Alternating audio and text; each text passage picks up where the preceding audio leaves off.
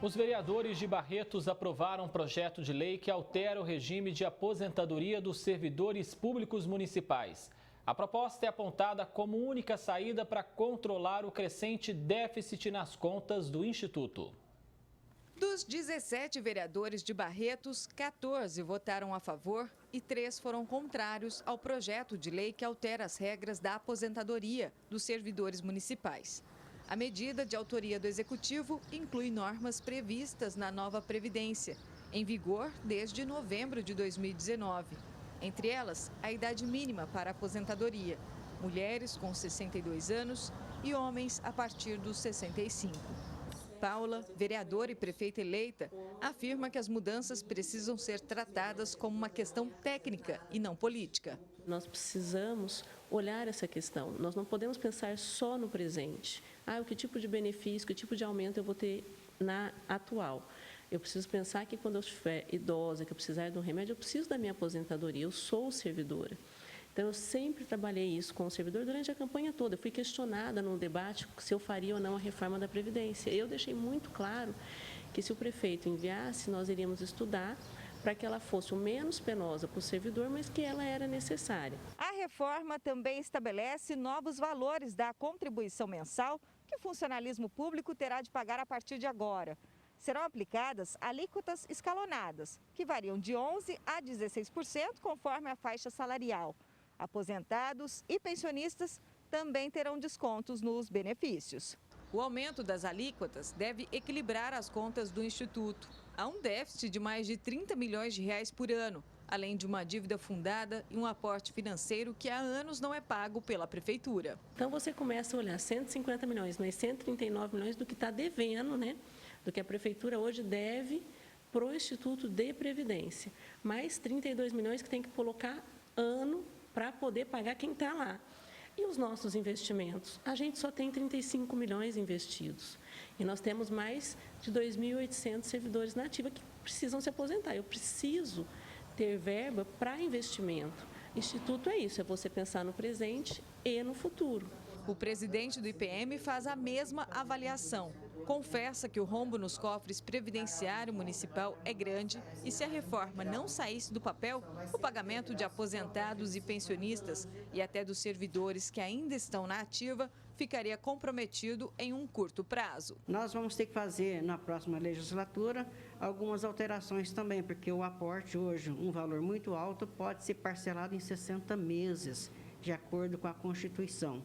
É outra tarefa de fazer esse parcelamento em 60 ou um outro valor parcelado que for feito uma articulação política, E também fazer um estudo de segregação de massas, que é separar a conta do ativo do aposentado também.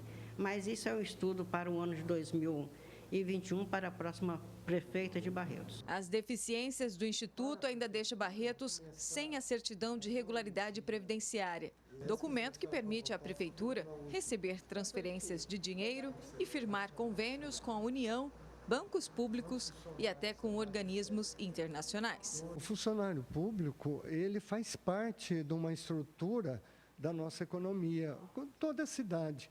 E é fundamental que eles tenham essa segurança. Então, essa segurança veio através dessa reforma da Previdência, que muito vai ajudar os futuros prefeitos que virão. Ximene Osório, de Barretos, para o Jornal da Clube. Agora, ao vivo, Gislene Lopes traz mais informações. André, a reforma da Previdência é uma realidade, os municípios precisam se adequar. Quem fala mais com a gente é o José Rita Moreira, que é economista. José Rita, a saúde financeira das cidades depende de reformas como essa? Boa tarde. Boa tarde, Gislene, André e a todos que nos assistem. Sem dúvida, Gislene, o que acontece é que quando foi constituído esse programa da Previdência Municipal, a realidade do país, a realidade das pessoas eram outra. Hoje, você tem uma longevidade maior, as pessoas vivem mais, portanto, vão seguir recebendo por mais tempo. Você tem menos pessoas recolhendo, neste momento aqui. Então, a conta não fecha, cada vez maior esse rombo vai acontecendo. E as prefeituras em si, elas já têm poucos recursos disponíveis para investimentos, porque quase tudo que ela arrecada é consumido, no caso com a folha, no caso com custos fixos e outras despesas que eles têm. Então sobra muito pouco. E a Previdência ela vem para arrancar ainda um pedaço do que seria essa disponibilidade para poder honrar os compromissos. Então, é fundamental que aconteça em nível federal, os municípios devem se adequar, a gente percebe que há essa consciência cada vez maior dos municípios de partir para isso. E não se trata de prejudicar ninguém, absolutamente, direitos garantidos serão preservados, mas, doravante, é preciso que haja essa reforma para que, no futuro, menos pessoas e que não haja um sacrifício maior. Caso não haja essa reforma, o que pode acontecer com os municípios?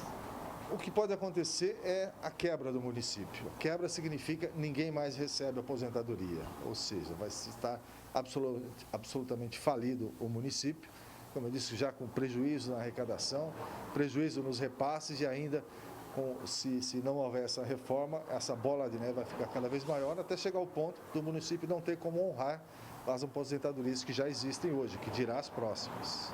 José Rita, em Barretos, o déficit anual é de mais de 30 milhões. E quem cobra é a prefeitura, dinheiro que poderia ser investido na cidade para a população toda?